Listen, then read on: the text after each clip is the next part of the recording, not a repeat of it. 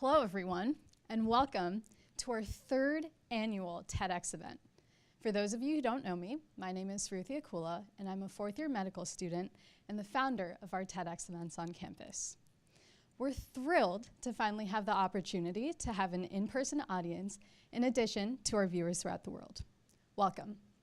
Our theme for this year's event, Unspoken Voices.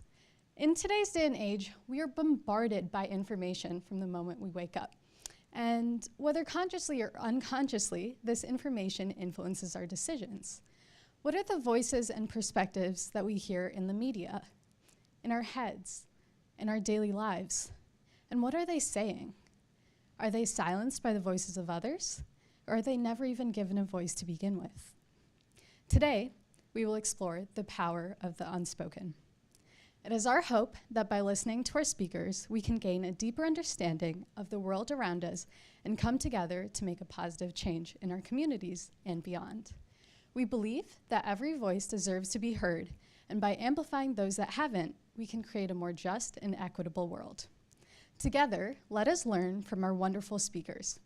First up, I would like to introduce Dr. Julie White, Dean of Student Affairs, followed by Dr. Samuel Herberg, who's not only exceptional within the lab with research, but also outside the lab as our co-team leader, who has graciously taken on the role to help continue this annual event even after we graduate. And last but not least, he will be followed by Dean of the College of Medicine and our co-TEDx team advisor, Dr. Lawrence Chin. I would like to give a special thank you to Dr. Chin, who has supported our event since day one. These events truly would not have come to fruition without his support. So, without further ado, sit back, open your minds and your hearts, and get ready to be inspired.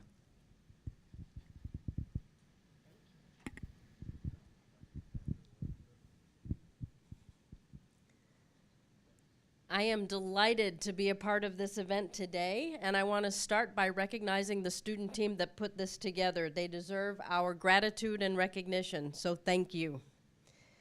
As I reflected on the theme of unspoken voices, it gave me hope.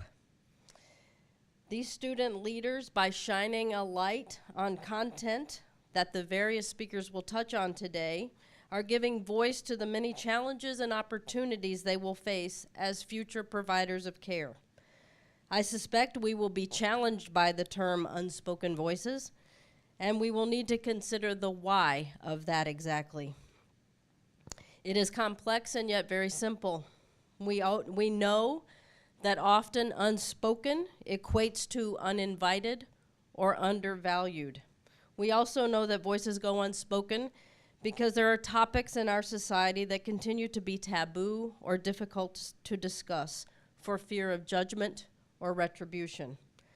I want to thank our speakers today, even in advance of their comments, for working with our wonderful students to shine a light on the many important topics that they will discuss. I want to thank our students for their compassion and their enthusiasm. I also want you to know that our future in their hands is a bright one. Today's agenda is about change.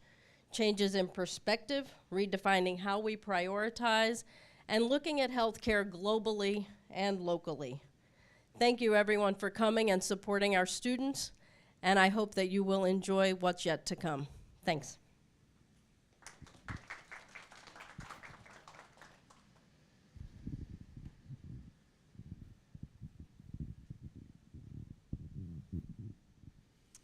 Hello and welcome. Over the past few weeks, I have had the immense privilege to work with a dedicated group of students from both the Norton College of Medicine and the College of Graduate Studies, led by soon-to-be Dr. Ruthie Akula, and watch them pour their hearts into today's event. Despite their busy academic schedules, the team worked tirelessly, and while doing so, displayed a level of organization and efficiency that many faculty members, myself included, could really take inspiration from. What I found most impressive was how the team identified ways for all members to be heard during the weekly Zoom meetings and offline via group chats and so forth, whenever something needed to get done. They worked as an impressively cohesive unit to make their collective voice be heard and to create something that is truly unique and special for all of us today, near in this audience today, as well as far around the world. This year's event is focused on unspoken voices, and I'm eager and excited to learn more about this critically important topic with all of you today. Thank you.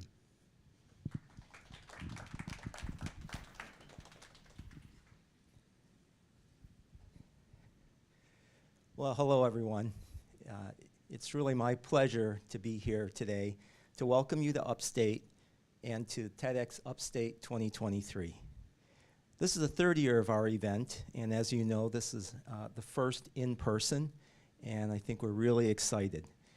You'll see that every year our student team has done an amazing job, and they've done this event better and better. And I think you'll also agree that this venue at the Biotech Accelerator is exceptional. And this area here was really designed for TED Talks in mind. And with that, I want to make sure that we compliment our EdCom team who have done an amazing job and really make this such an incredible event. So for those of you who don't know too much about Upstate, I just want to tell you a couple of things. The Norton College of Medicine has been around since 1834 when it was originally called Geneva Medical College. And you may know that we graduated the first woman MD, Elizabeth Blackwell, and also the fourth black woman physician, Sarah Logan Frazier, in 1876. But we are also a research-intensive medical school with notable contributions in global health, infectious diseases, vision research, and neuroscience, just to name a few. We're also the academic medical center for Central New York and the only health sciences university in this region. And so one of our core missions is to educate. But the vision that I have for our medical school is that I want our students to make an impact on the world. And I think this conference is an outstanding example of that. Our students are mindful of their place in society and the power they have, and I encourage them to find ways to explore how they can maximize that, starting right here in Syracuse. The TEDx student team has grown every year, and they are truly responsible for every single thing that goes on today. I couldn't be more proud of them, and I'm truly honored that they allow me to be their advisor. But really, they don't need any advice from me anymore. Now, I want to give special recognition to the leader of the team, and that's Shruti Akula, soon to be Dr. Akula. In previous talks, I've mentioned how Shruti came to my office 3 years ago with this idea of having a TEDx conference, but I don't think either of us could imagine how wildly successful it has become, except probably Shruti did. In a few months, Shruti will be leaving us to start her ophthalmology residency. But I think it's safe to say that she has created a student team that will keep this conference going strong. And I think that's a wonderful legacy. So again, I welcome you to Upstate, and please enjoy the amazing talks that you're about to hear.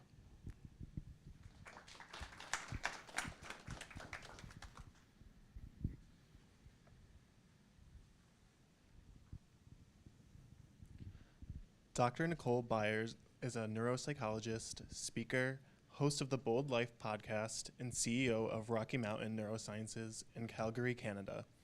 She has a PhD in clinical psychology from the University of Saskatchewan. She is an adjunct research assistant professor with the University of Calgary, and she has published articles in professional journals on the topics of brain health and neuroscience.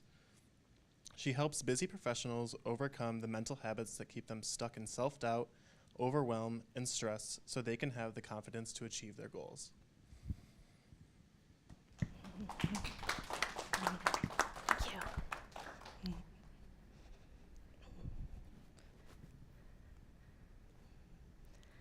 I came home from vacation recently, jet-lagged, tired, after delayed flights and a lost bag, with my cranky preschooler and my husband trudging behind me, and I forgot the code to my front door. We've lived in this house for 7 years. I'd put the code in the door hundreds of times before. And as I stood there staring at the keypad, I thought, oh boy, I'm finally losing my mind. Our brains have an incredible capacity to store memory, but not all of that information is accessible at once. An article in Scientific America estimates the human brain can store 2.5 million gigabytes of data. That's about 5,000 iPhones. But if you've ever left your phone in the fridge or forgotten a password before, you know that memory is not always easy to access. Because memory is not just one system. Those different systems have limits. And a number of factors in our daily lives can impact our memory efficiency. There was a famous neuropsychology case study of a patient referred to as patient HM, who became like a real-life 10-second Tom after brain surgery to treat a seizure disorder. In terms of his seizures, the surgery was a success. They were less severe and less frequent. But after his surgery, HM became unable to consciously learn new things. For example, he worked with the same neuropsychologist for years. He never remembered meeting her. He'd introduce himself each time. And he never remembered doing the different tasks that she would bring to test his memory. But here's the interesting part. His performance got better on some of those tasks over time. He never remembered doing them. He always thought he was doing them for the first time, but his brain had learned the procedures without him being aware. We learned from patient HM and others like him that there are different types of memory. Some memories come to mind almost automatically, like if you're walking through a garden and you smell the flowers that your grandma used to keep on her kitchen table, and all of a sudden you're thinking of your favorite memory with your grandma. But other memories take more brain power and effort to recall, like trying to remember my new computer password. Because some memories take more brain power and effort to recall, they're also more prone to interference. You're at the grocery store and you're trying to remember 10 things that you need to pick up, but you run into your neighbor in the produce section, and after a few minutes of chit-chat hearing about their new car, you can only remember 2 of those 10 things. Even though our memory storage is pretty impressive, 5,000 iPhones big, the short-term memory that you're using to keep track of your grocery list is more like 7 plus or minus 2 bits of information. And it's really easy to throw that active short-term memory off track. The problem? We live in a very distracting modern world. You're at a meeting at work and you're trying to remember all the details of a project that you're working on so that you can share it with your team. But at the same time, your brain is paying attention to what your colleagues are saying, trying to ignore all the email alerts popping up on your computer, distracted by text messages from your family asking what's for dinner, and wondering if they're gonna take a break soon because you could really use some more coffee. Ignoring all those distractions and competing priorities takes up a lot of energy.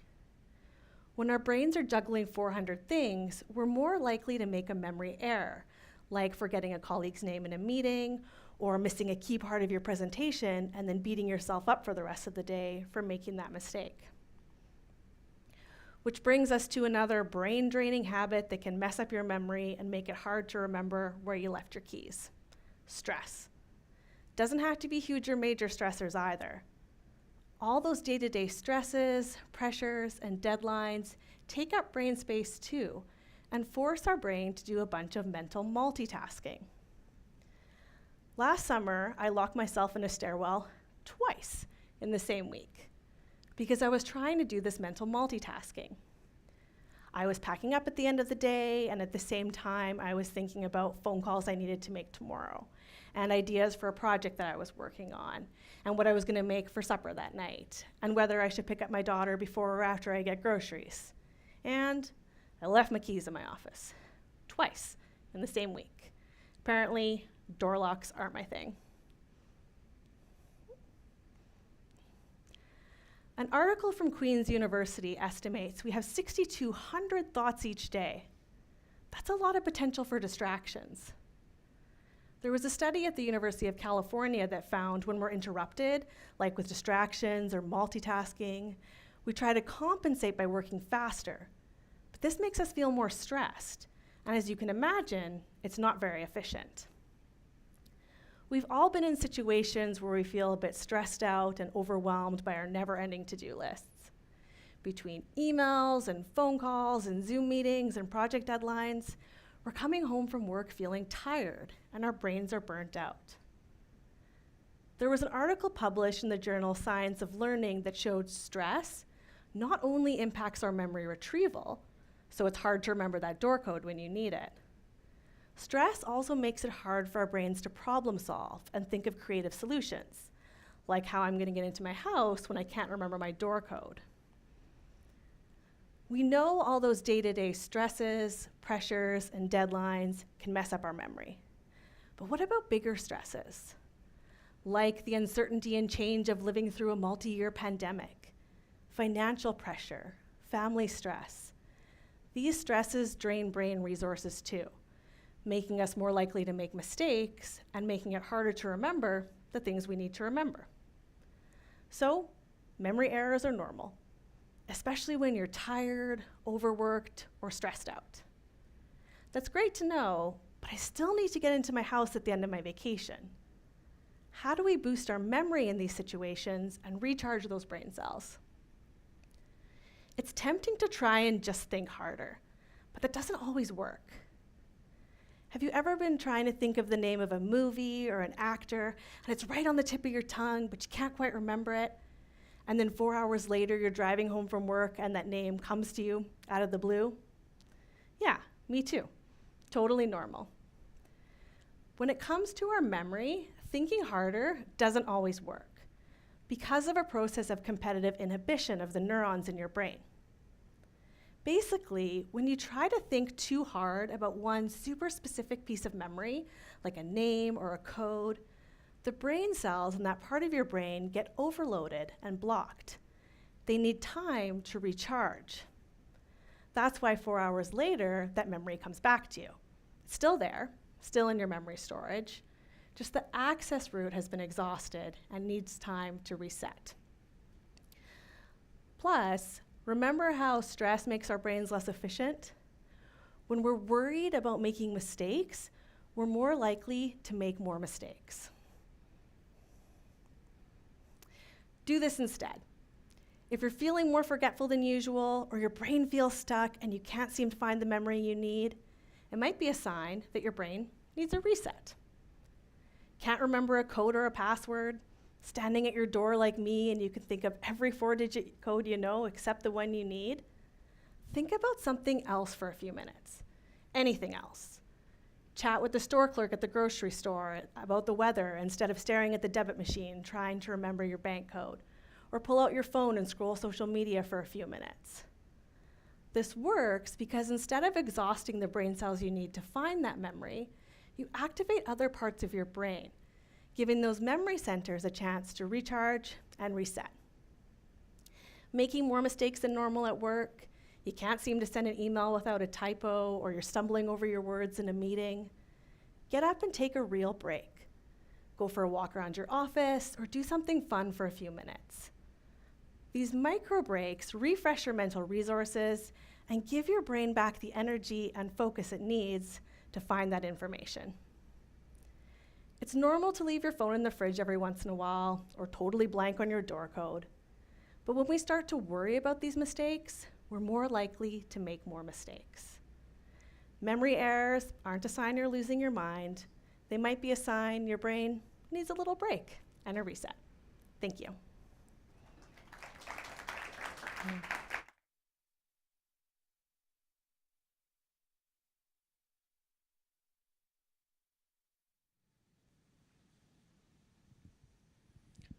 Dr. Willie Underwood III is a board-certified urologist. He was elected to the AMA Board of Trustees and is chair-elect. An expert in healthcare disparities and healthcare policy, he has served on several national and regional healthcare policy committees. He earned his BS in biology from Morehouse College and his MD and MSc from SUNY Upstate Medical University. He received his general and urologic surgery training at the University of Connecticut Health Center. After residency, he became the 5th urologist admitted into the prestigious Robert Wood Johnson Foundation Clinical Scholars Program.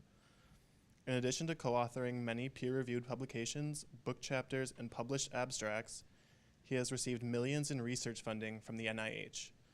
He holds patents for co-developing a biomarker for prostate cancer and is the co-founder of CAPS Biotechnology, LLC. He is also the CMO and research officer of the Buffalo Center for Health Equity.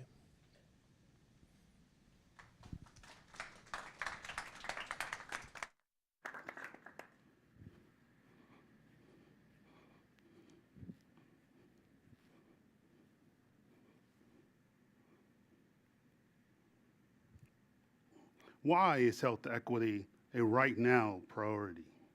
It is a right now priority because Dr. Benjamin Mays, the previous president of Morehouse College, was right when he said, "It is not sufficient for Morehouse College, or for any college for that matter, to produce clever graduates." He said men, but I added women, fluent in speech and able to argue their way through, but rather honest men and women who can be trusted in public and private, who are sensitive to the wrongs, the suffering, and the injustices of society, and who are willing to accept the responsibility for correcting the ills.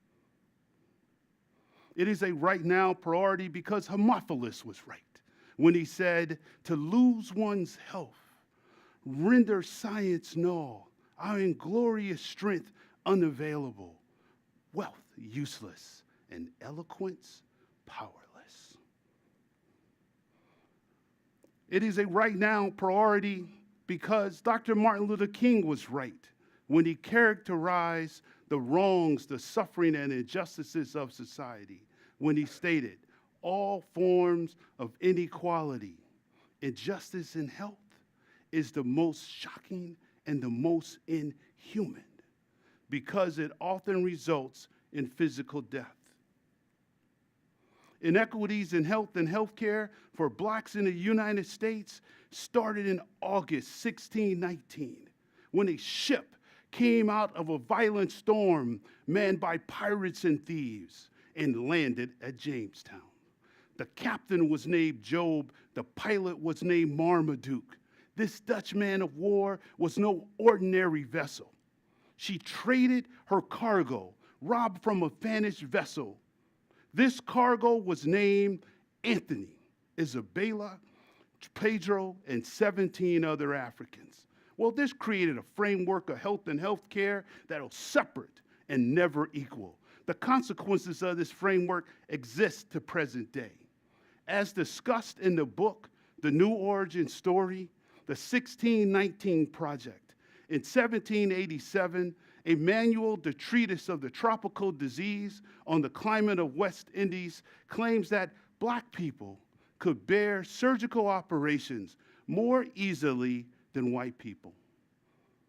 The report, published in 1851 in the New Orleans Medical and Surgical Journal, this so-called physical differences between blacks and whites included, but were not limited to, that blacks have a lower lung capacity.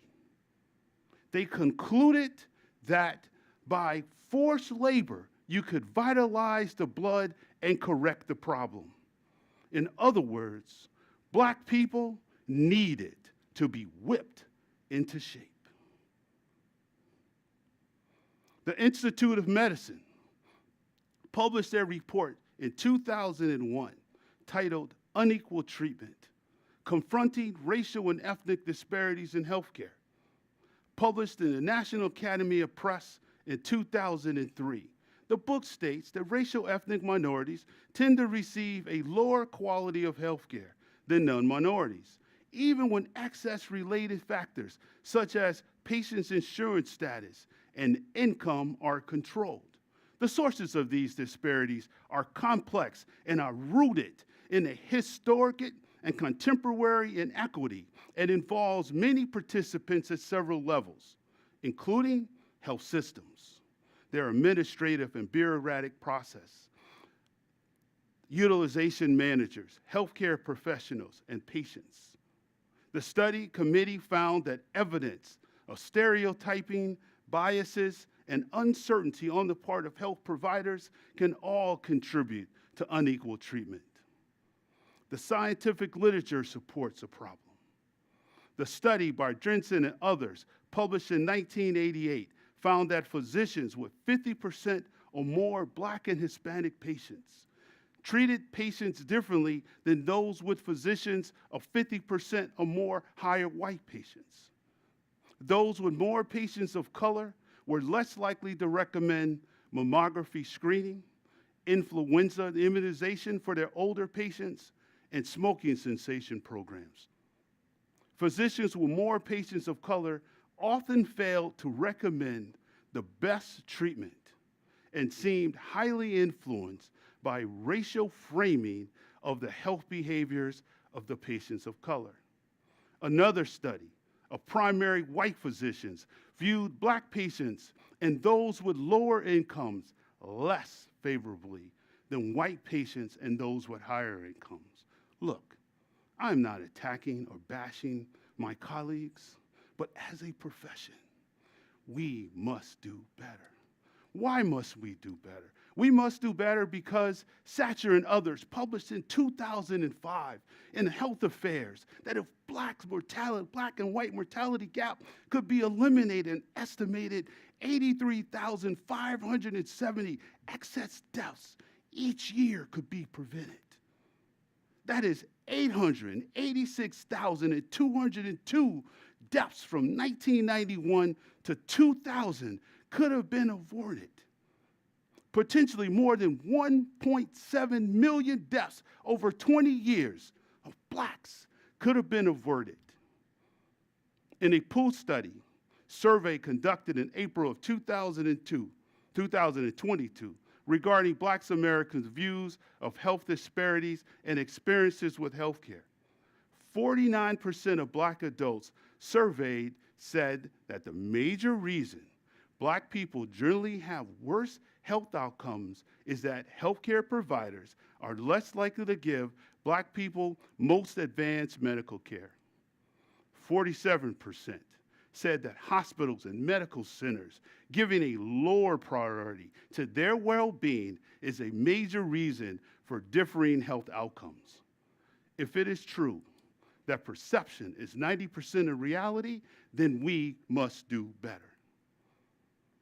The economic burden of this is truly unsustainable. In 2009 study by Levis and others on the economic burdens of health inequalities in the United States, the report showed that between 2003 and 2006, the combined cost of health inequalities and premature deaths in the United States were $1.24 trillion. Eliminating health disparities for minorities could have reduced direct medical care expenditures by $229.4 billion for 2003 to 2006. Between 2003 and 2006, 30.6% of direct medical care expenditures for African Americans, Asian, and Hispanics were excess costs due to health inequalities. In a report by Deloitte in 2022, health inequalities currently cost the United States healthcare system $320 billion annually. Now, if left unchecked, the cost of health disparities could reach $1 trillion or more by 2040.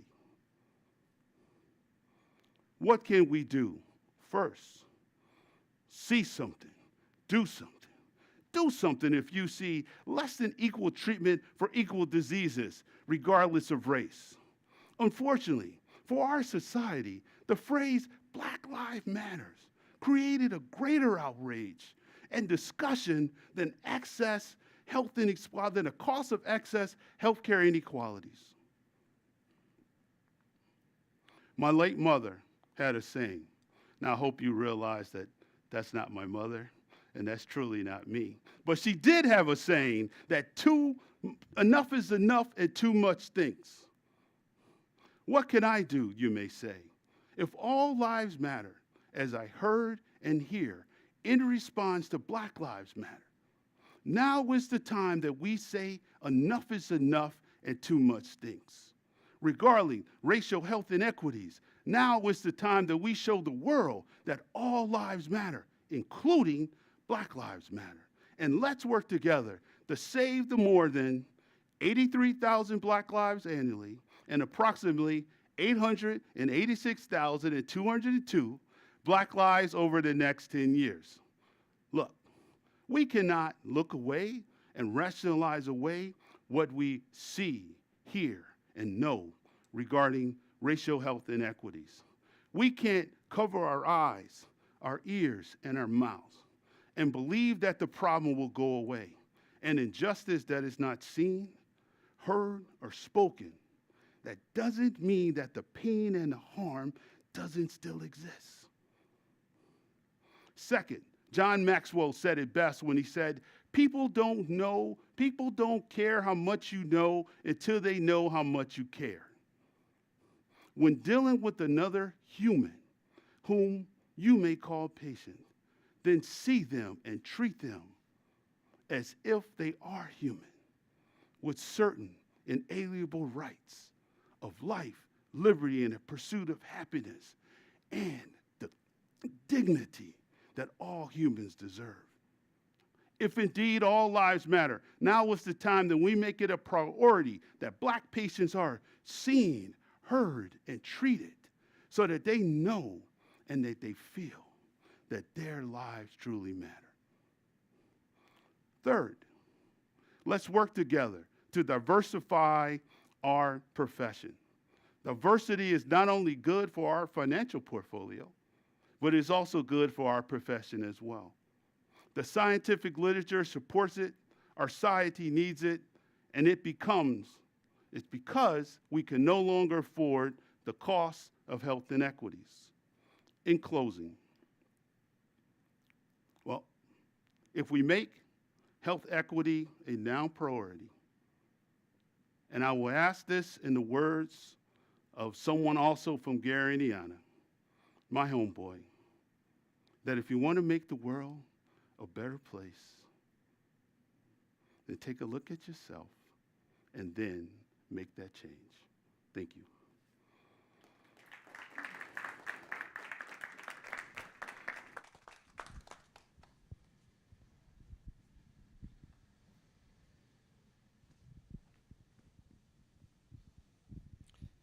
Next, we will be streaming a talk by Isaac Lidsky in which he asks, what reality are you creating for yourself?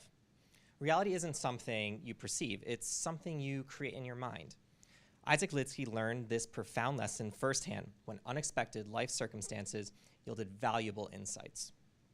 In this introspective, personal talk, he challenges us to let go of our excuses, assumptions, and fears, and accept the awesome responsibility of being the creators of our own reality.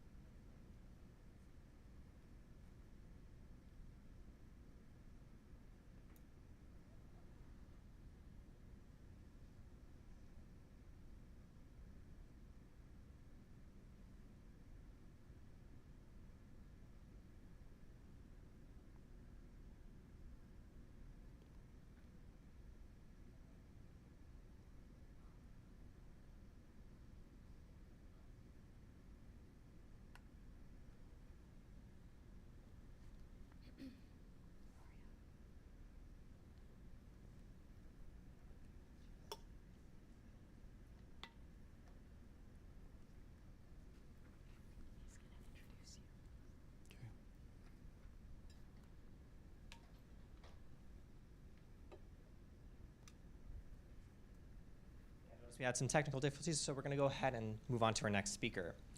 Dr. Brian Johnson, Professor Emeritus at SUNY Upstate. He ran the only neuropsychoanalytic addiction medicine service in the world until 2022. He has published papers with 11 medical students and 13 residents.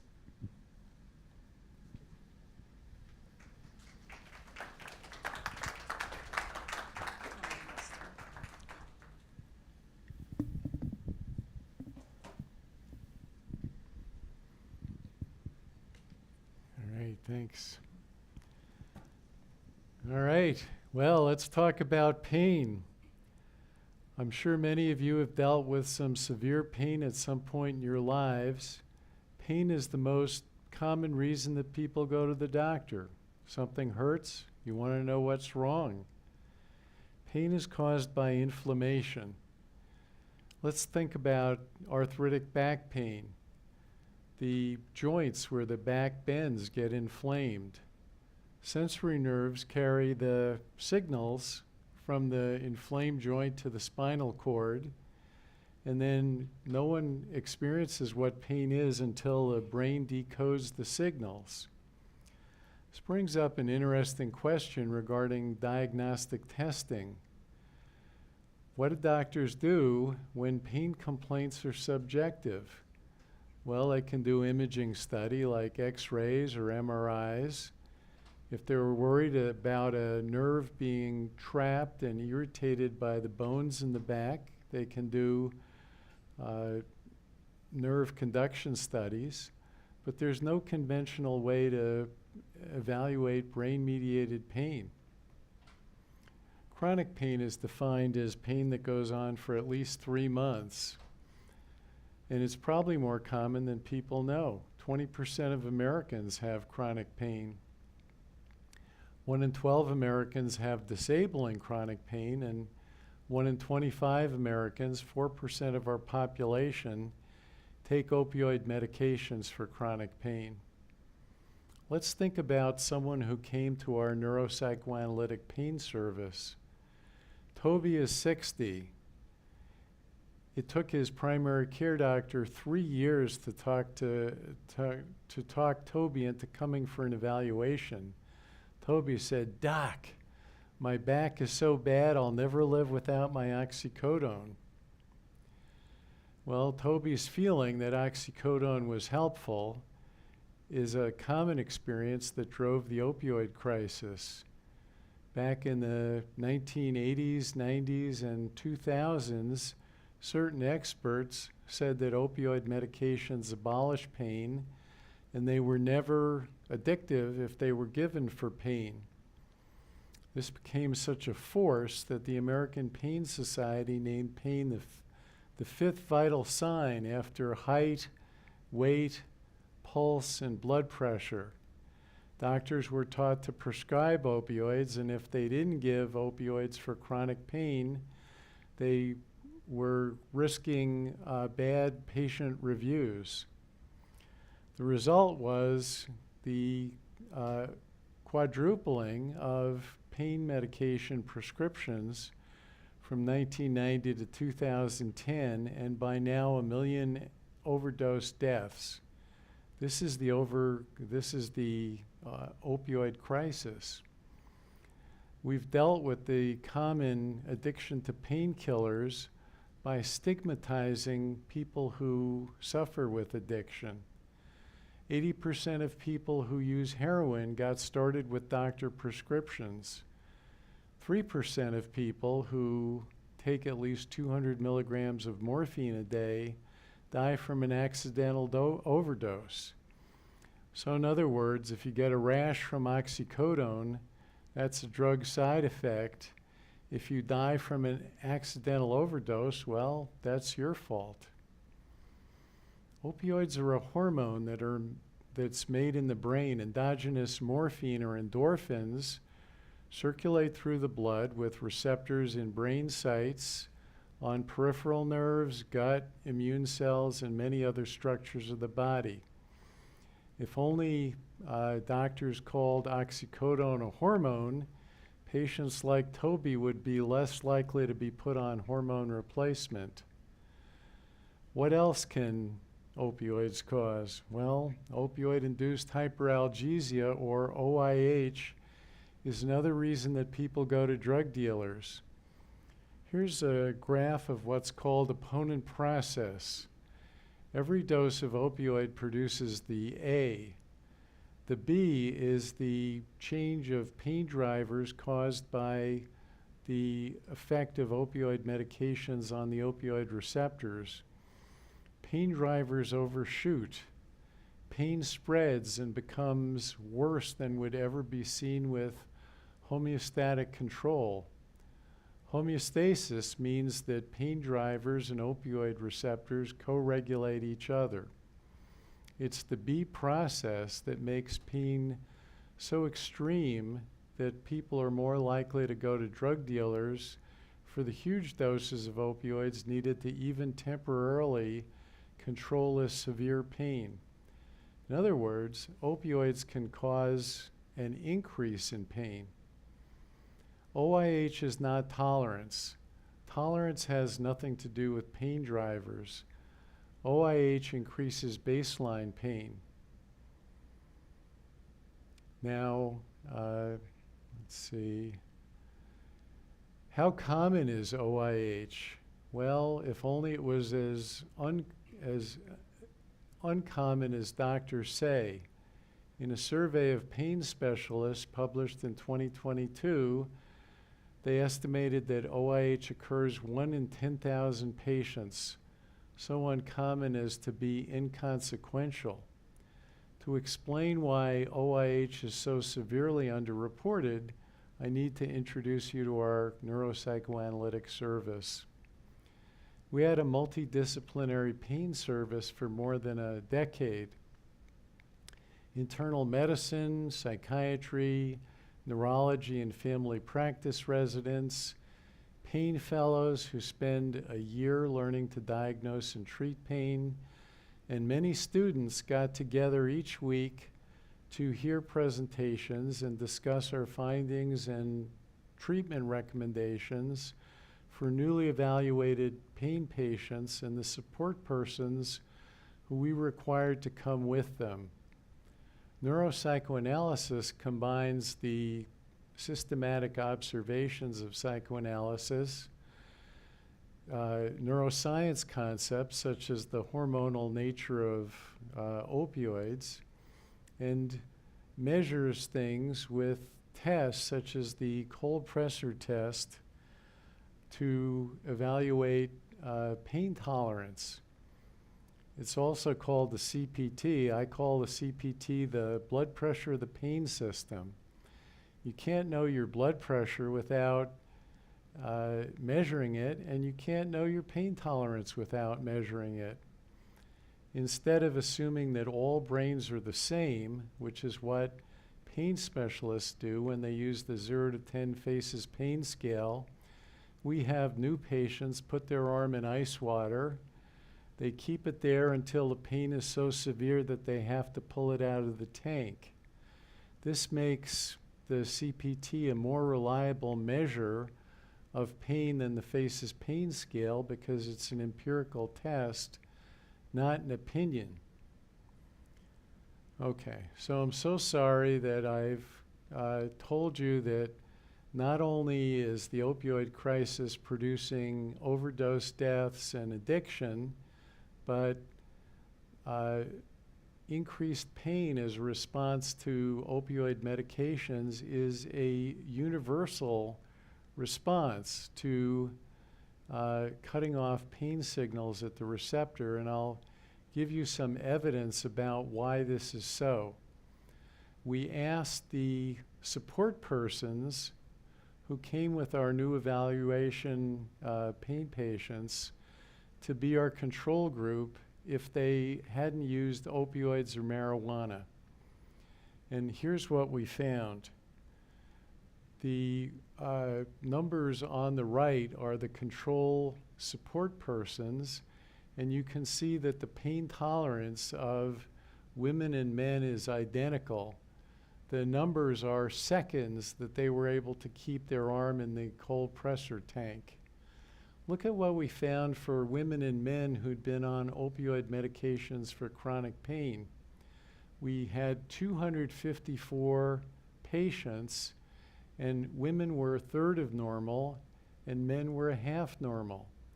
This is the B process damaging the opioid receptor system that damps pain.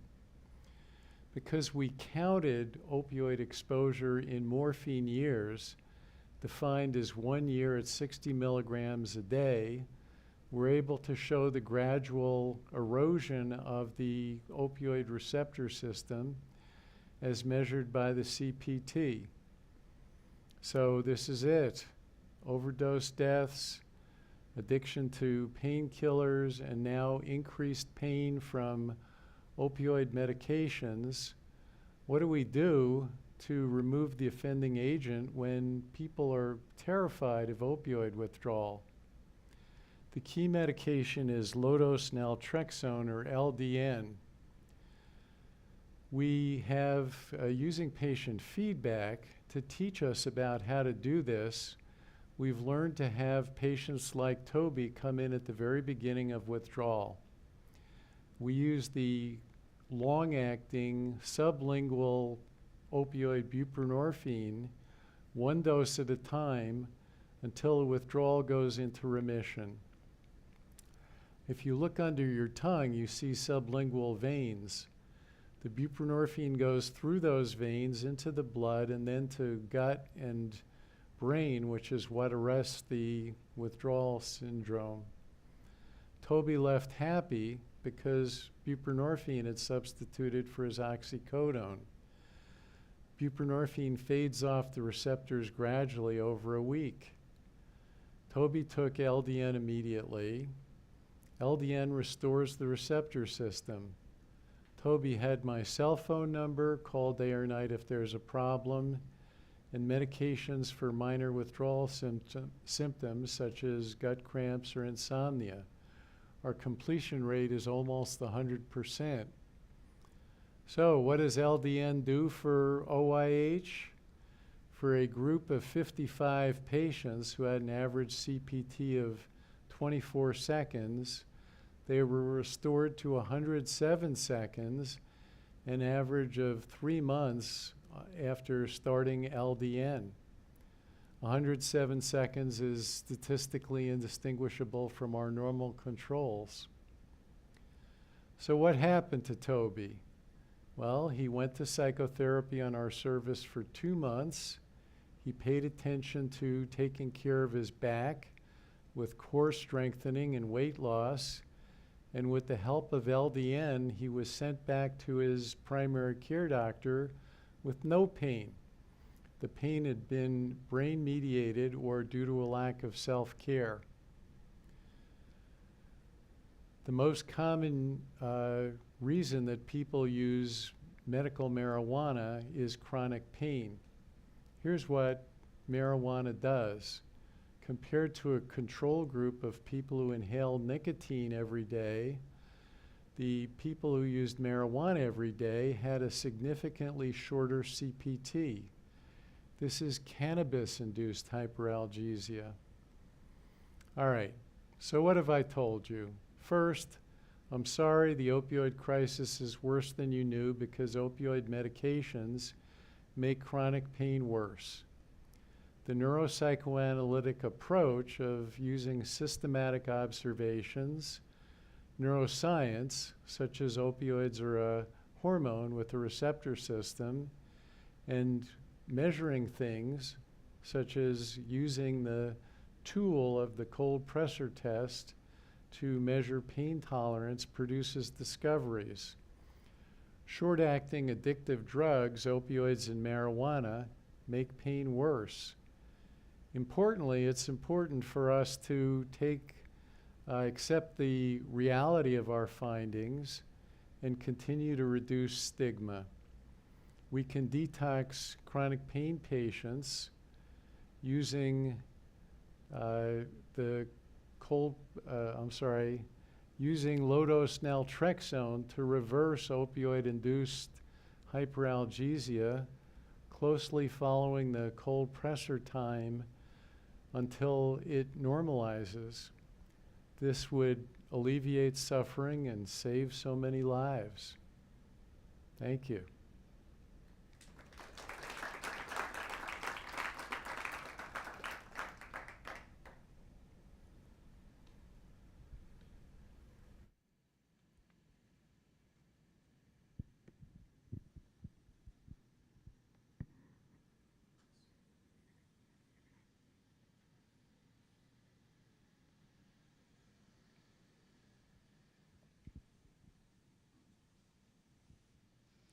Our next speaker is Katie Farku. Katie is a second-year medical student at SUNY Upstate Medical University. She graduated from Harvard College with a degree in human evolutionary biology and a minor in global health and health policy. Her passions in medicine focus on the intersection between global health, refugee health, maternal health, and pediatrics. As a daughter of Syrian immigrants, Katie has witnessed the various barriers and disparities within the healthcare in global settings. She strives to work with global and refugee populations to alleviate these disparities as a future physician. During her time at Upstate, Katie co-directs the Refugee Health Literacy Program, founded the Environmental Justice and Sustainability Club, interns at a global nonprofit focused on maternal health care, tutors refugee and immigrant students at RISE, and is involved in clinical research. She likes to spend her free time outdoors, playing the piano, and Katie aspires to integrate her passions into her future career to help achieve health equity. Can we give a warm welcome to Katie Farku?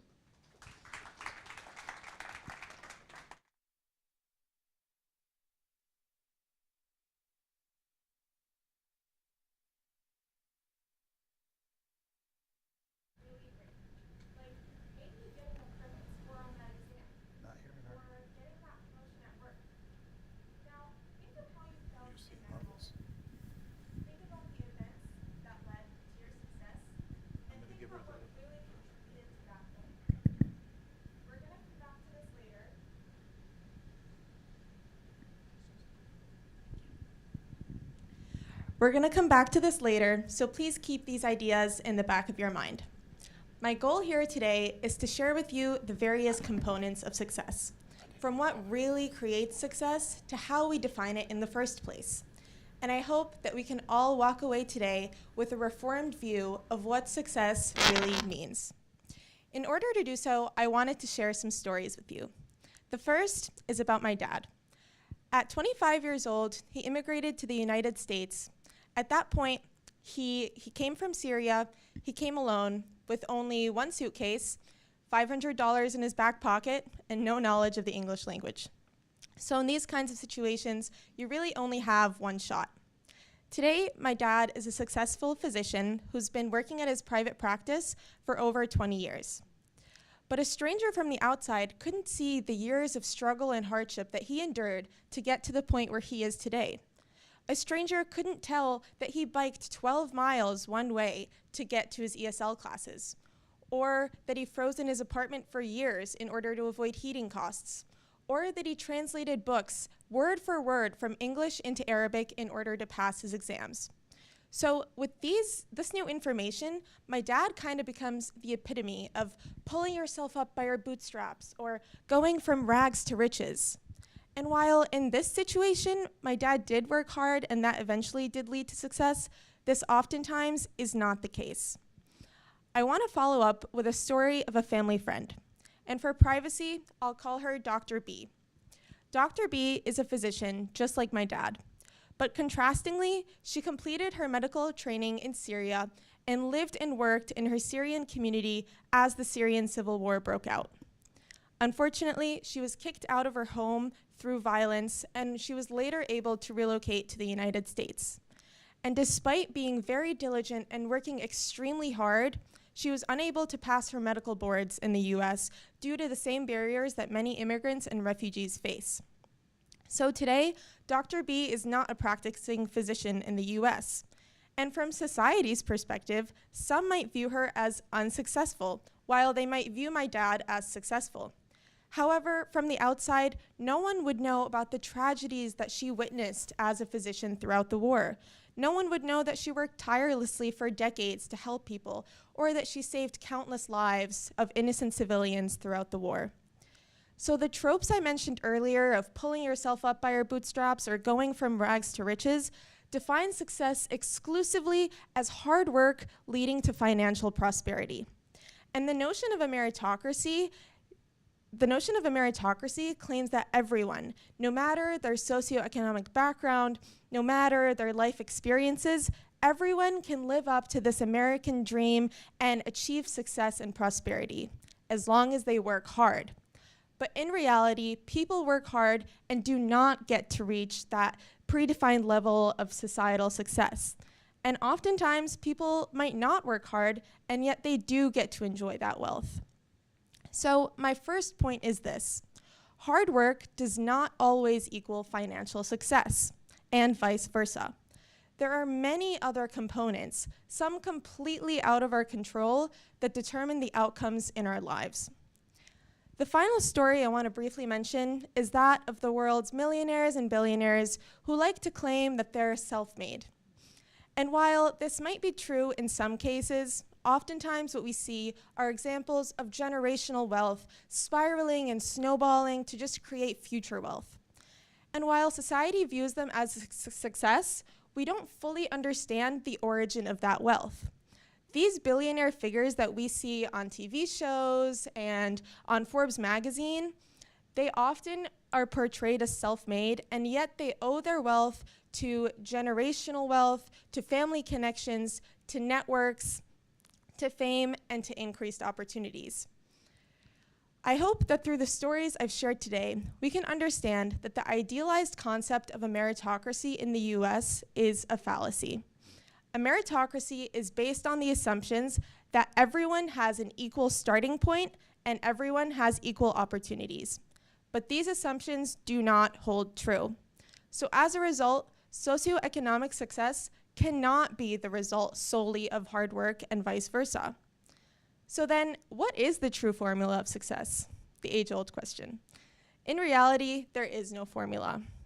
Success is the result of a wide variety of factors, importantly including chance, resources, opportunities, and sometimes hard work.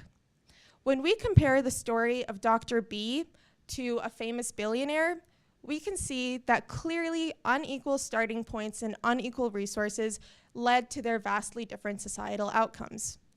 And when we compare my dad's story to Dr. B's story, we can see that a series of chances, of luck, and of opportunities created different outcomes.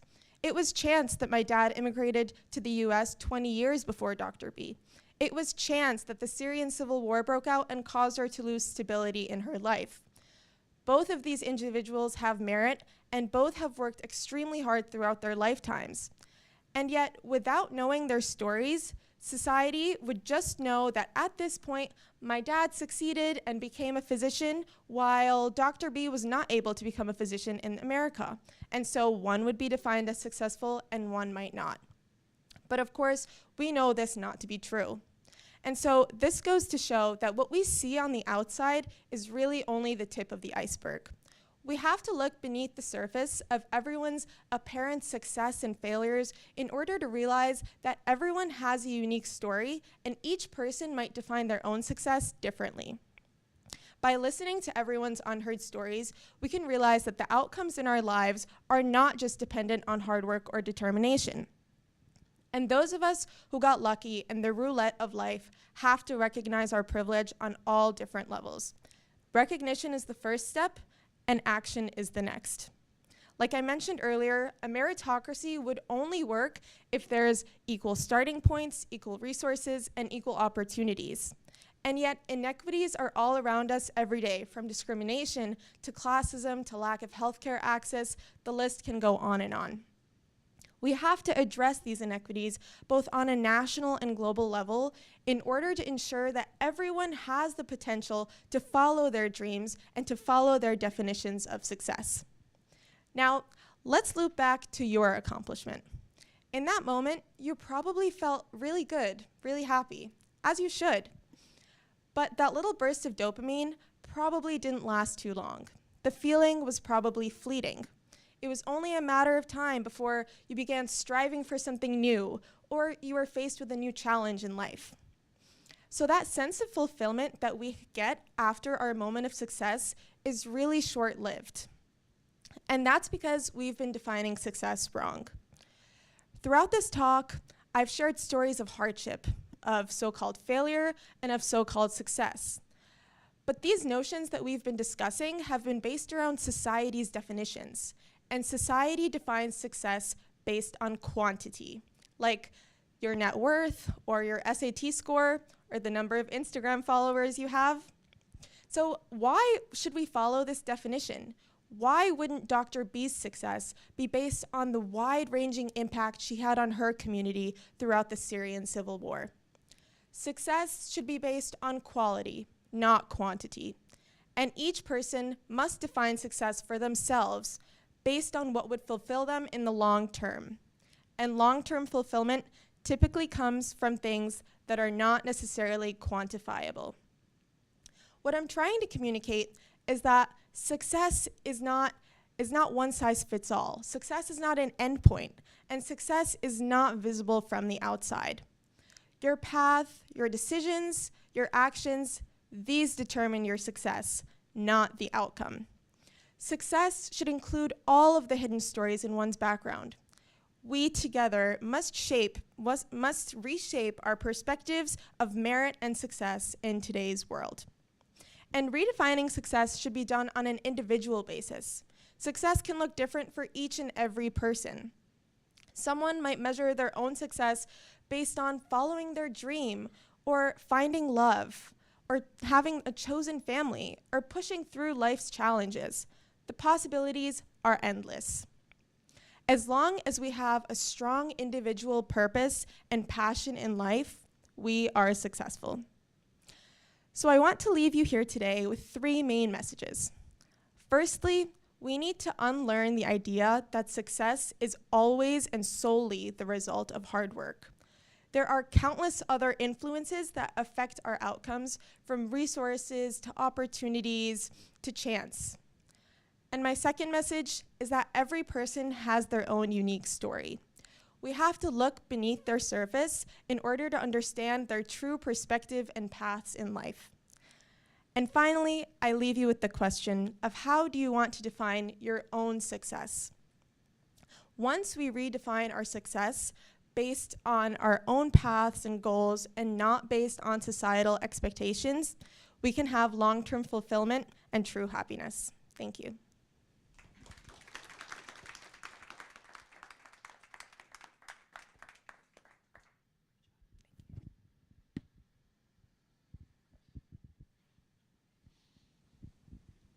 Our next speaker is Dr. Augusta Williams, who is an assistant professor at SUNY Upstate in the Department of Public Health and Preventative Medicine. She earned her PsyD and completed her postdoctoral training at Harvard University at the T.H. Chan School of Public Health, and her MPH from Columbia University's Mailman School of Public Health, both in environmental health sciences. She earned her BS in biology and atmospheric sciences from the Hobart and William Smith colleges. Dr. Williams' training and expertise in the intersection of public health, atmospheric sciences, and climate change. She examines how climate change and meteorological parameters impact health outcomes.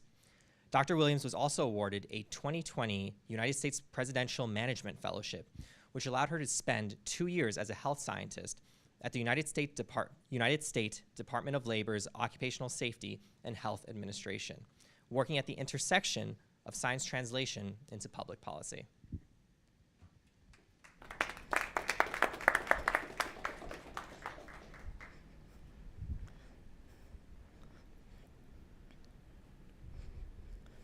Hotter summers, worsening droughts, more frequent storms and heavier rainfall, more appearances of that infamous polar vortex we seem to see every winter, rampant wildfires, rising tides, more ticks and more mosquitoes, worsened air quality. These are all the symptoms of the climate crisis. Climate change is real, it is happening now, and it has previously been deemed to be one of the biggest threats to public health of the 21st century. As the climate around us changes, we will see more children with asthma, worsened maternal and child health, increased incidence of acute and chronic health conditions that impact the cardiovascular, renal, respiratory, reproductive, and gastrointestinal systems. We'll see worsened mental health outcomes, conflict, malnutrition, forced migration and diarrheal diseases, longer allergy and tick seasons, and most unfortunately, we will likely see more death. The climate crisis is a health crisis. Those who will be most harmed by the climate crisis are those whose voices have historically and systemically gone both unspoken and unheard. It will be children, the elderly, low-income communities, people of color, those with pre-existing health conditions or disabilities that will be hurt first and worst by climate change. The medical community plays a vital role in our response to the climate crisis, though. I see the role of medical professionals and healthcare providers taking 3 different potential paths as we address climate change. The first is through enhanced recognition of climate-related health threats in patients who are seeking care in order to improve patient treatment, diagnostics, and ultimately prevention. So picture this. A 35-year-old male patient presents in an emergency department overnight in late May. He's a construction worker. He just started a new job with a new company a few days ago, and those first few days of work happen to align with the region's first warm days of the season. He's found himself extremely tired, but he's unable to sleep. He's had a headache and cramping on and off. And he's found himself short of breath, even just trying to do basic tasks. Earlier that day, while he was climbing a ladder, he found himself extremely dizzy, worried he was going to fall. So later that night, he shows up in the emergency department, hoping the doctor can help him, treat him, and he can be back at work in the morning. Having just started this job a few days ago, he doesn't yet have sick leave, so he can't miss work. And worse yet, he cannot afford to lose this job.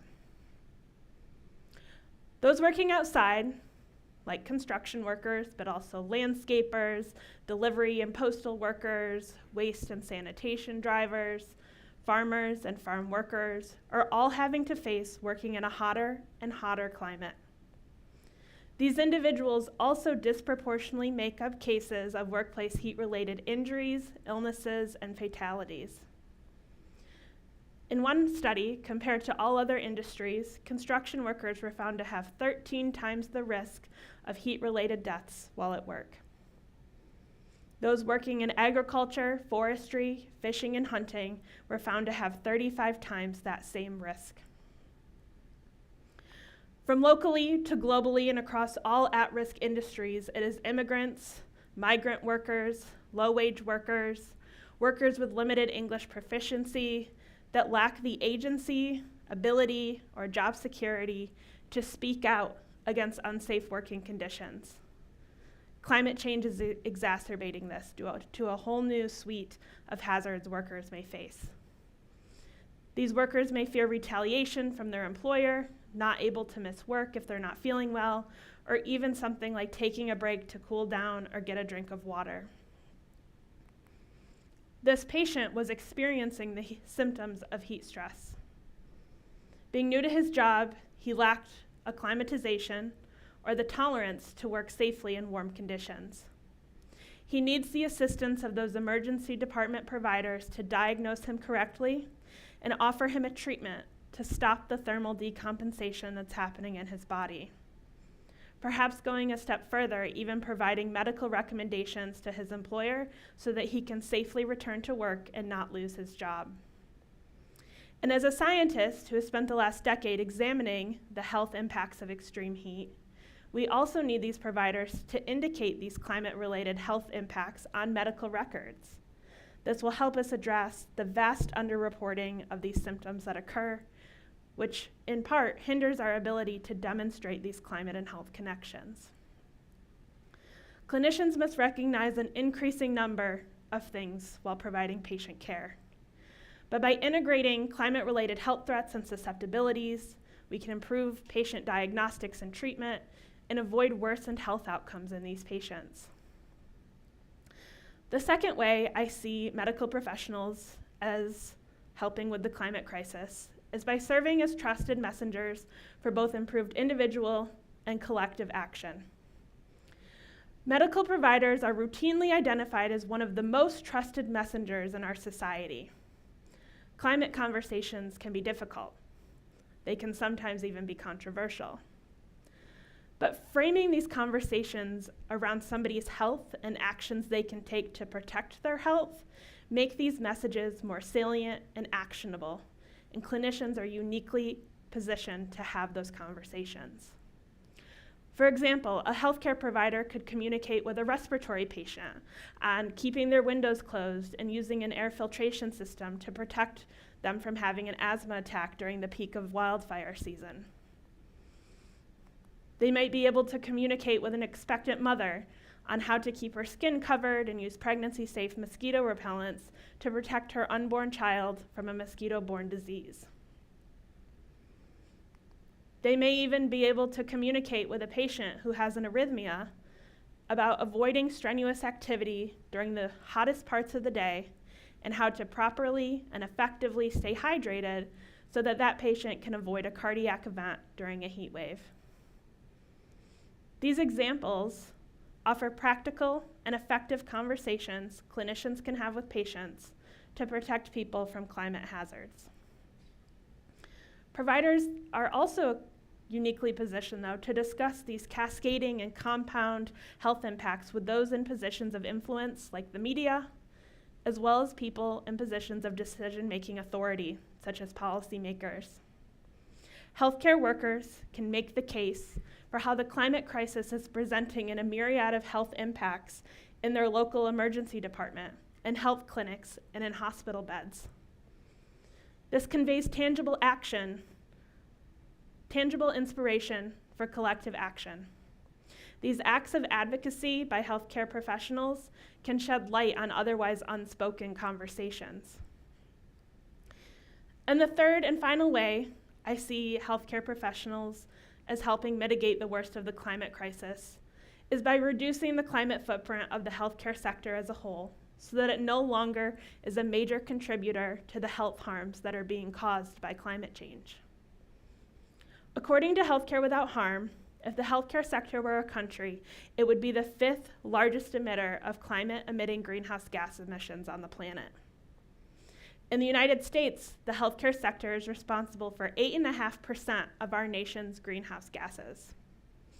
And this figure has actually grown by 6% in the time period from 2010 to 2018. When we look globally, the United States contributes 1/4 of all of the world's healthcare-related greenhouse gas emissions. These emissions come from things like on-site sources, such as boilers or gases that are used in medical procedures, from the energy and electricity needed to keep the lights on, but also from many indirect sources that accompany the products, goods, services, devices, and supplies that are needed within this sector.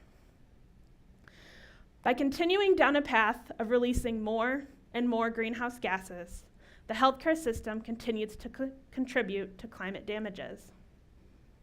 From a system that is based upon the principle of doing no harm, continued contributions to the climate crisis will perpetuate a system such that unspoken and also unheard voices continue to be disproportionately impacted by climate change and its resulting damages locally, nationally, and globally. The good news is, though, is that we have ways to improve this. We have many solutions at our disposal to mitigate climate change and also adapt to the damages that have already been set into motion. We can do things like improving energy efficiency, transitioning to cleaner sources of energy, disinvesting in fossil fuels, and reducing unnecessary travel. We can minimize waste that's produced and accompanies medical supplies, devices, food, and services. And thinking a bit bigger, healthcare systems are often large economic drivers and often large-scale employers of their community. They're positioned to be able to encourage local investments in things like public transportation, improved walkability of their communities, investments in carbon sinks like more trees and more parks, and prioritization of climate-resilient infrastructure. All of these efforts would immediately make our air cleaner, our neighborhoods more resilient, would better promote the health of our friends, families, and neighbors. And that sounds like a win-win to me. So in order to confront climate change in a way that protects public health, we need all hands on deck. Everyone has a role to play. But to recap what I've shared today about the role of the medical community, I see 3 different potential pathways to help in our attempts to mitigate and adapt to climate change. That first, recognizing that climate change impacts health in many different ways and integrating that information into patient care, treatment, and diagnostics to ultimately help prevent these health harms. The second is by inspiring and motivating both individual and collective action. This can be done by serving as trusted messengers of the health impacts of climate change and action needed to address it to patients, other providers, but also the media and policymakers. And lastly, taking steps to reduce the greenhouse gas emissions and climate footprint of the healthcare sector so that it is no longer a major contributor to these health harms that occur in result of climate change. All of these steps will prioritize public health. They'll promote better patient care, and they will also make the healthcare system as a whole more resilient to climate change.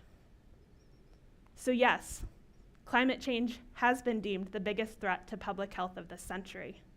But we're also being given an unmatched and unparalleled opportunity to create a better, healthier, and more equitable world. We just need your help to do so. Thank you.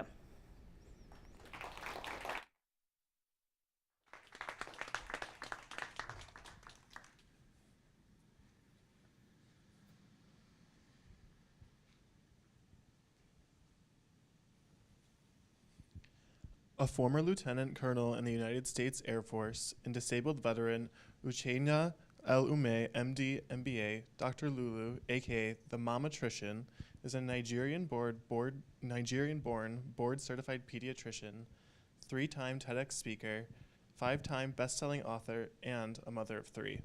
She is a certified life coach who works specifically in LGBTQ+ advocacy and activism. Her primary focus is about educating acceptance, affirmation, support, and understanding of LGBTQ+ persons, particularly the transgender community. Dr. Lulu is the CEO of Dr. Lulu's Life Coaching Lounge and Dr. Lulu's Angels Foundation. Both are dedicated to service of at-risk LGBTQ+ youth and their families with a focus on suicide prevention. Her public speaking career was launched following the suicides of her patient and a fellow physician in the LGBTQ+ community. She is a podcaster, TV personality, and freelance writer. Dr. Lulu's work has been recognized by the Nigerians in the Diaspora Commission of Nigeria, the Texas State House of Representatives, the San Antonio LGBTQ+ Chamber of Commerce, San Antonio Business Journal, and the Trans Resistance of Texas. She is a multi-award-winning LGBTQ+ advocate who has been featured in multiple media outlets, including an interview by CBS This Morning and Oprah Winfrey. Let's give a warm welcome to Dr. Lulu.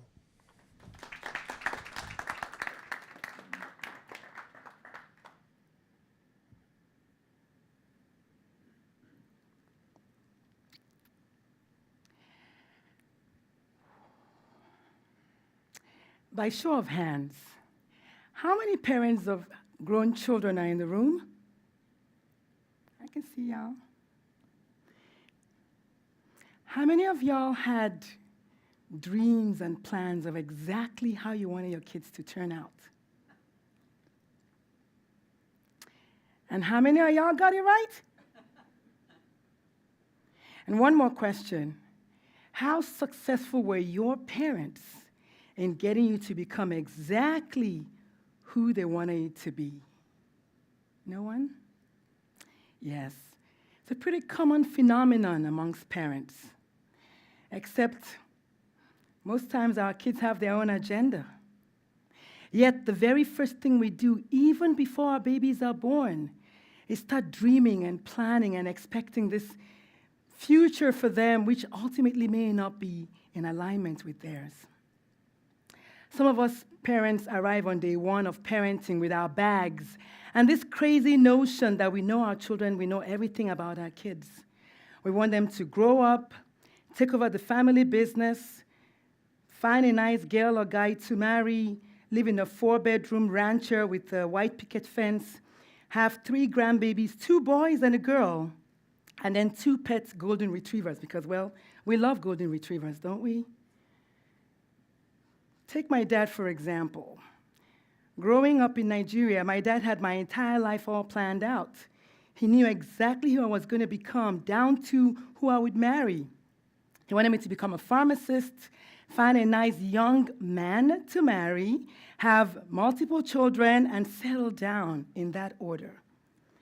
So while my dad was right about providing everything I needed to thrive as a child, when it came to my sexuality, though, he missed the mark. My dad assumed I am straight. Anyone else in the room? You'd think I would have learned a thing or two with that experience. When I grew up and started having children, I did exactly what my parents had done. I assumed I knew who my kids were, down to who they would become. When my youngest child was born, I assumed he would like musical instruments because his older siblings play musical instruments. Why not? So I bought him a very expensive electric guitar. Y'all, he's never touched that thing, as he refers to it. My second child was born preferring to use his left hand. Regardless of everything my ex-husband did to try to dissuade him from doing it, today, at nearly 23, the young man is still left-handed. When my eldest child was born, we assigned the baby a male sex at birth. And he was raised and socialized as a boy. Now, let me tell you something about Nigeria and Igbo land where I'm from. Having a first-born male child is the most desired outcome of every marriage. And so my ex-husband in particular was over the moon at the birth of his first son. Alas, the kid had their own agenda, and boy, was I in for a shock. Now, let me confess, though, as a child was growing up, I kind of had my suspicions, so I assigned a non-heterosexual identity. And let me tell you, as I was doing that, nothing could have prepared me for the summer of 2020, when I found out that they were non-binary and used they, them pronouns. As I was still trying to wrap my head around that, Christmas Day 2021, I get a phone call. 3 words were said. Mom, I'm trans. So what happens when your children don't turn out the way you planned, as is often the case? What happens when your child is not who you thought they were, especially with regards to their gender and or sexual identity? So let's take a little trip down to that department, shall we? Sexuality or sexual identity is defined as a person's identity in regards to genders or gender that they are attracted to. That actually starts around early infancy. Did you know that? Gender identity, on the other hand, is a person's deep and internal sense of who we are as male or female, somewhere in between, a combination of both or neither. And might I remind you that a lot of children, when they are born, they are assigned a male or female gender by their parents. That is not a gender identity.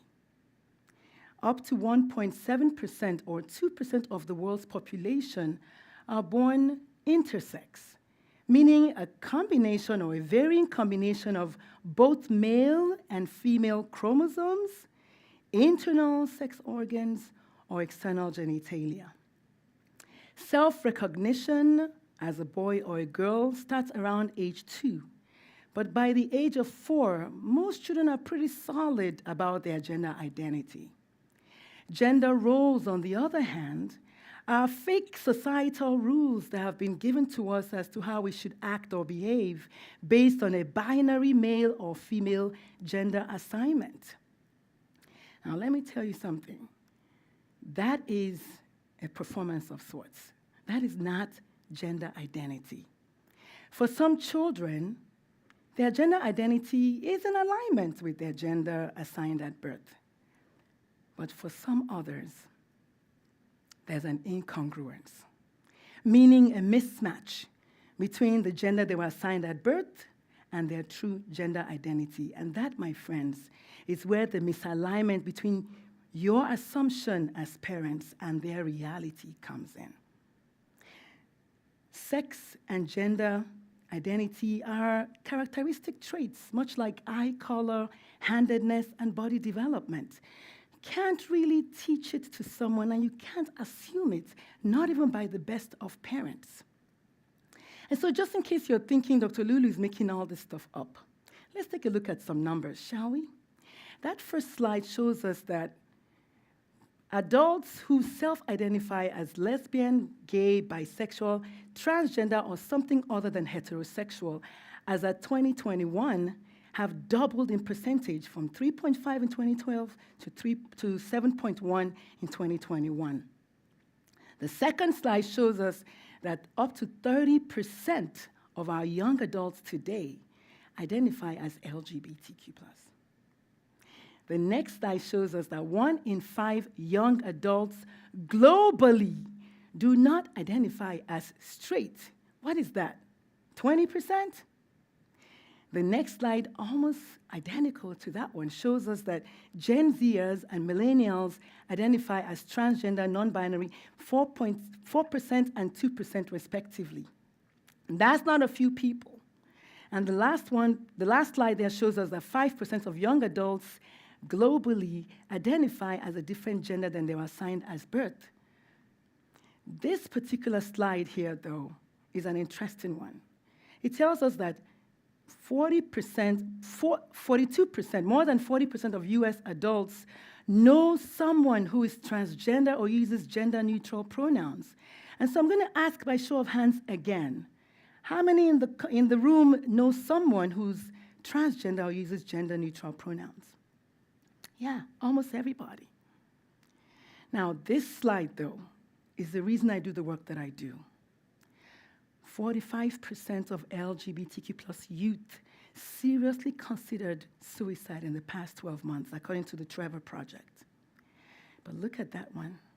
14% actually did attempt suicide. And that number, when you extrapolate it, 1 in 5 of those were transgender or non-binary. And we can almost argue that those numbers are probably higher. There's a high stigma about raising your hands today to identify in the LGBT+ community. So what can we do about it?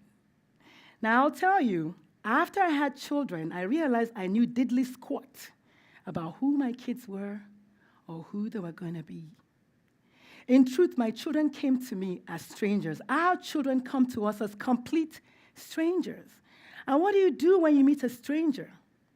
You learn everything about them from them. You don't go inserting your thoughts and belief systems and accepting them to conform. No. So I learned on the job. I learned I had been raised to believe that parents know everything about their kids, that parenting is about being right, being in control, or having the last word. That strategy, my friends, raises children who in turn feel a need to perform so as not to disappoint you. And for the LGBT+ community, not to be their whole and complete selves so as not to let you down. Now I know that parenting is quite the opposite. The only way I could become the parents that my children needed, the only way I can become the parents my children need, was to lean in and let them lead. And now I realize that letting the children lead will, approaching parenting as, letting the children lead, I realized that to do that, I had to become a student. I had to let them teach me. Today, I'm learning everything about the LGBTQ+ and the transgender community because my child is transgender. I'm learning to be accepting and supportive rather than to be right. I'm learning to listen and affirm her rather than assume I know her. I'm learning to unlearn all my conditioning and open up my heart to her full and radical acceptance, even if it means agitating the governor of Texas. And I ask you to join me in doing that. And to do that, we must, like I said, approach children and parenting with curiosity. Now, it will require equal parts courage, patience, humility, and vulnerability to pull that off. So next time, before you start planning and dreaming and expecting this crazy, wild future for your children, remember that they are full and whole, complete persons, and they will become whomever they were meant to be. So we might as well let them lead. After all, it is their life. Thank you.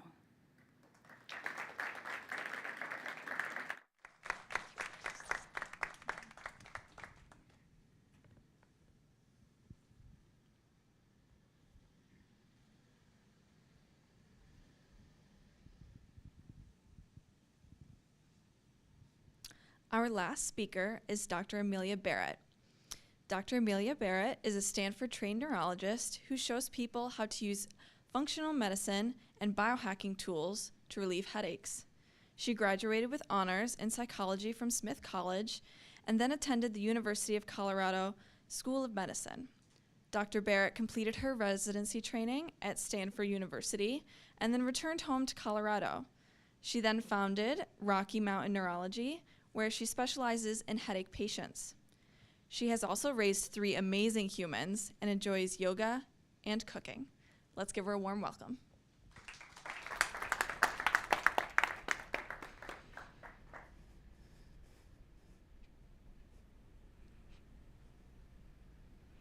What do you think is the #1 cause of disability in women under 50?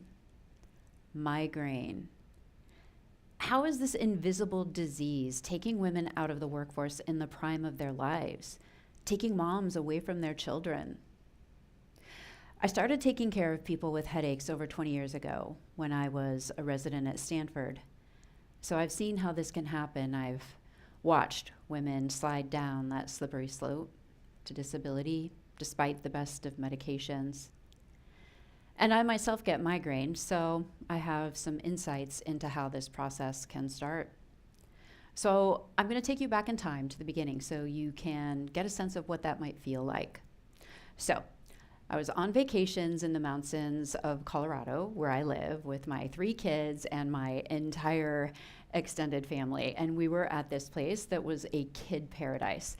So my uncles were off doing crazy tubing things with my son, and my mom was at the art center painting pottery with my older daughter, and I had my younger daughter. We were roller skating. This place was so much fun. We were having the time of our lives. It was one of those things. It was just like, that's what it's all about.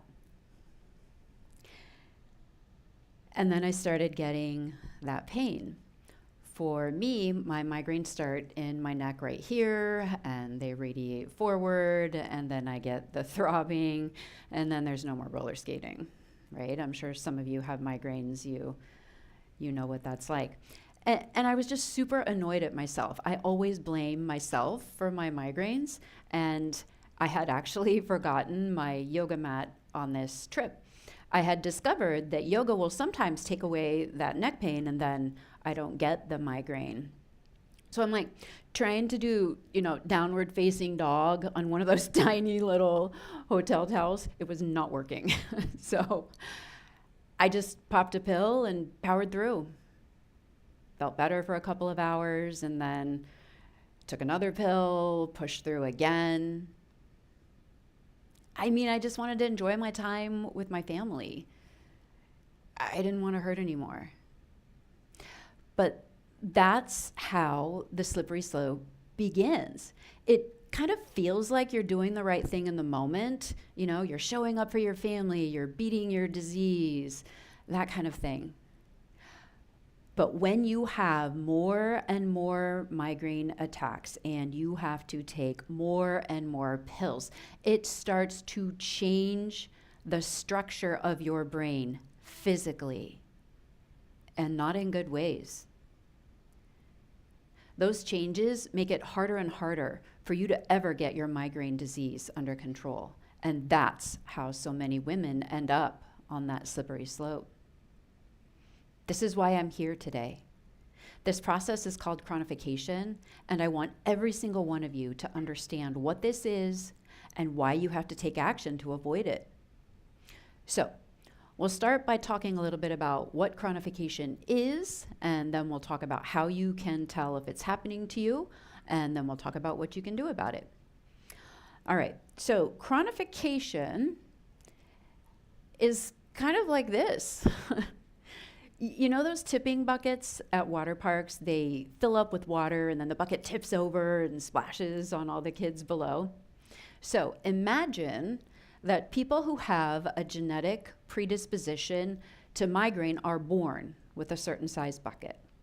All right? Their migraine triggers fill up that bucket like water does at the water park. So for me, it's neck pain. Maybe for you, it's certain foods. Maybe for you, it's weather changes. Whatever it is, it fills up the bucket, and then when you have a migraine, it tips over. Now, here's what we've learned. When your brain goes into chronification, your bucket gets smaller. So you get to a point where it doesn't take very much to fill up your bucket, and your bucket is constantly tipping over. You're constantly having headaches, right? Now, here's the thing that surprises people. Chronification begins when you're only having 3 headache days a week, and they might not be migraines. That's a lot of people. That's 148 million people in the world, according to the American Migraine Foundation. And many of these people don't even know that they have migraine, because estimates are that only about 5% of people have been seen by a doctor, diagnosed with migraine, and treated with migraine medication. So you could be at risk for chronification even if you've never been told that your headaches are actually migraines. And here's the other thing that surprises people.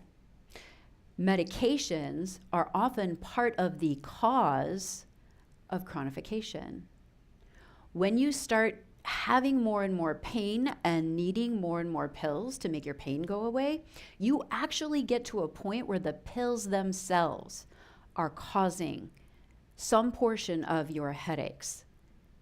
This is called rebound. Many of you with migraines are already familiar with this concept. That's why we're all told not to take too many pills when we get a headache. Now, the good news is that there are at least 6 new medications that have come out in the past several years that don't cause rebound. So if it's been a minute since you've been to see a doctor for your headaches, please go. These medications can be game changers. And if you can, see a headache specialist. They're up on all the latest and greatest. So how can you tell if your brain is going into chronification? So I'll go over a couple of the most common symptoms that people get. One of the more common things is skin sensitivity, all right? And so what's happening in the brain to cause that? This is the temporal lobe, and it is the part of the brain that processes sensory information. And when it's in chronification, it's firing too much. So for example, I was working with a student recently who couldn't put her hair in a ponytail holder because it hurt too much she was having that skin sensitivity, that cutaneous allodynia, because her brain was in chronification. That temporal lobe was reading sensations as painful, even though they shouldn't be. Another thing that people notice is mood changes. What's going on in the brain to cause that? This is the amygdala, and it is a part of the brain that processes emotion. And in chronification, the amygdala is firing too much. In fact, it starts firing so much that it gets bigger. Just like when you lift weights and your muscles get bigger, same thing. Except it's not a good thing when your amygdala does this. It makes you much more likely to have symptoms like anxiety, depression, you feel stress more intensely. And all of this is happening, of course, right at a time when your headaches are getting worse and worse and you need more emotional resilience. And, of course, one of the most common things people notice when they're in chronification is more pain. So what's going on in the brain to cause that? This is the brainstem, and it contains circuits that tamp down pain signals, all right? And so in chronification, when those pathways are overfiring, they can just sort of short out from being used too much. So that's one of the ways that your brain feels more pain. This can actually cause iron deposits in your brain. No wonder people are ending up disabled from their migraine with this kind of thing going on in their brain, right? So what can we do? I want you to take action to avoid chronification. And if you think it might be too late for that, I want you to not give up, because there is new science and technology that is changing the lives of people with headaches. And a lot of it hasn't made its way into all the doctor's offices yet. So I want to tell you about a couple of my favorite new advances. Over the past couple of decades, we have developed hundreds of new labs that we use in functional medicine to really figure out what is working in your body and what isn't. So, for example, maybe you have a deficiency of a nutrient that is important for brain health, like omega-3s. Omega-3s are in nearly every cell in the brain, so they're important. Now, if you find that out about yourself, then it might be helpful for you to know that there was a study published in the British Medical Journal in May of 2021 showing that if you increase omega-3s and decrease omega-6s, you can cut headaches in half in 3 months. So you can see how it would be really important for you to know that information about your body, right? Yeah. So the second of my favorite new advances is genetic testing. And the reason is because it gives you an owner's manual to your body. It tells you which systems in your body are challenged, shall we say, that may need a little support. Maybe it's inflammation, maybe it's detox, maybe it's circadian rhythms, maybe it's mood. Whatever it is, once you have that information, then you're in a position to do something about it. So, for example, many studies show that people with migraine have abnormalities in their detox genes, the GST gene, in particular, glutathione transferase. I actually have this. And so what that tells me is that I need to support my body's own detox pathways with food and supplements and other things. And I also need to pay attention to decreasing the toxins that come into my body. That might not be as important for somebody who has fantastic detox genes, right? But once you know that about yourself, then you can choose wisely. Now, this is completely new way to do medicine, right? When I started my career as a neurologist, we hadn't even sequenced one human genome.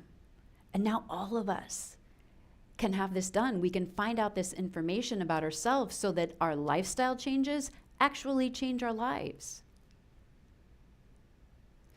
And the third of my favorite new technologies is biohacking devices.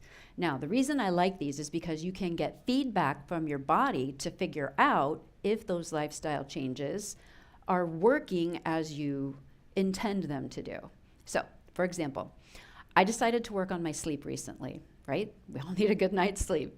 So I bought some melatonin and I bought those blue blocker glasses, you know, for when I stay up late working on my computer. Don't tell my doctor. And so I'm doing this for a while and I'm like, I don't know. I mean, I think this is working. But what I really wanted was data. I wanted to know for sure that I wasn't just wasting my time and effort on that, right? Biohacking devices can give you that. You can buy devices that tell you how many minutes you are spending in each of the stages of sleep at night so that you know if your melatonin and your blue blockers are making any change for you. Maybe you need something different and you'll figure that out when you get that information back from your body. Now, I know that there's no randomized controlled trial that proves that any of this works yet, but I don't want to wait. It makes sense to me that if I can figure out what's going on in my body, support my body where it needs help, and then monitor these changes to make sure I'm producing the intended effect, that's going to make me healthier. And it has. Using this approach has not only reduced my migraines, but because I'm focusing on healing the body as a whole, I also notice that I have much better energy and much better focus and concentration. So please, if you're having frequent headaches, then it is time to act. Don't pop a pill and push through like I did. Don't slide on that slippery slope to chronification. Migraine doesn't have to be the #1 cause of disability in young women anymore. We can change that statistic. It's time to listen to those pain signals and figure out what your body is telling you, because you matter. You matter. The world needs you to be thriving, making the world a better place and raising small humans. And with this new science and technology on your side, there is nothing stopping you. Thank you.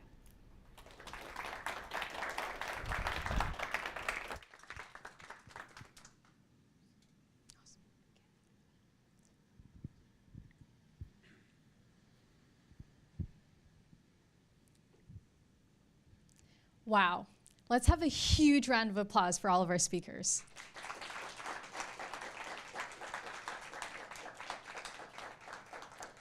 Next up, we have our $5,000 Innovative Scholar Award that we actually started last year. And the award is given to individuals to pursue their out-of-the-box pursuits. And the award has actually generously been sponsored by Upstate University Medical Associates, and they've graciously agreed to fund the award in the upcoming years. So let's have a huge round of applause for their support. And because last year's event was virtual, we weren't able to congratulate our 2022 award recipient, so we would like to take the time to do that today, the Loop Cushion. The project, so for many wheelchair users living in low resource contexts, normal means developing life-threatening pressure sores due to having poor quality seat cushions. Cost remains a significant barrier, making high-quality wheelchair seat cushions inaccessible to those who need them the most. The Loop Cushion is redefining normal by designing a wheelchair cushion using recycled bicycle inner tubes, a material that's both cheap and available worldwide.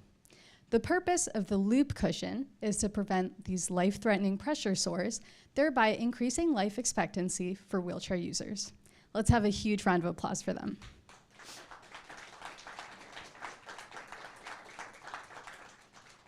And this year, after receiving many applications, our team had a very difficult job.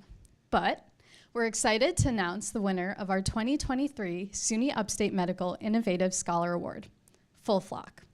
Full Flock aims to help prevent future avian flu outbreaks through a novel chicken feed, NutriShield, harnessing Frill, a cost-efficient antiviral protein that's naturally present.